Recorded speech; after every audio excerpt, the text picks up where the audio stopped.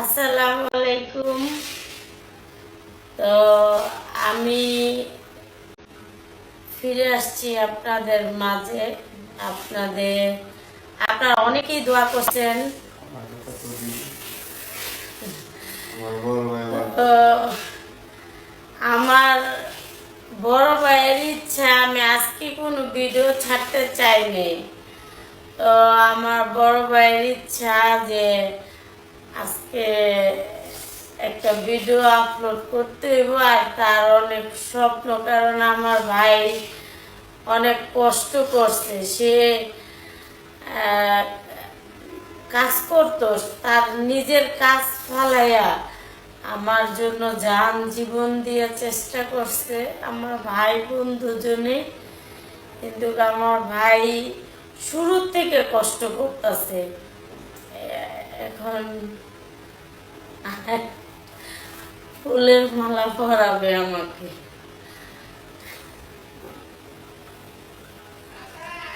আমার ছোট বোন এটা। আমি দীর্ঘদিন ধরে দৌড়াদৌড়ি করে আজকে তার জামিন হল।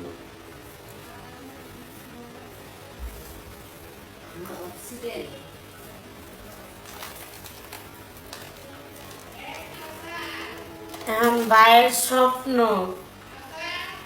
আমি তো কইছিলাম কিছুদিন আমি ক্যামেরাতে আসবো না। ভাইয়ের স্বপ্ন পূরণ কেমনে না করি।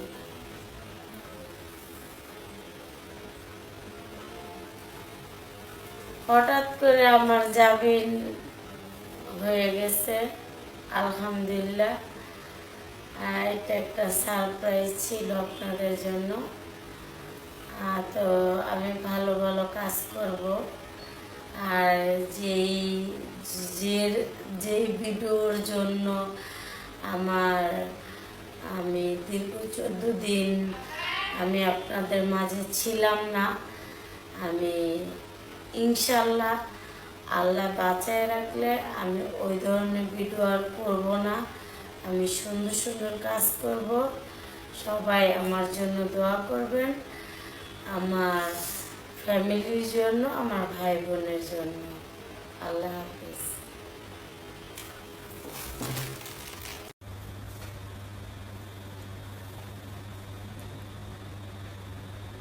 তো এতদিন ক্রিম না দেওয়াতে আমি একটু কালো হয়ে গেছি। তো ইনশাল্লাহ 3-4 দিনেই ঠিক হয়ে যাব।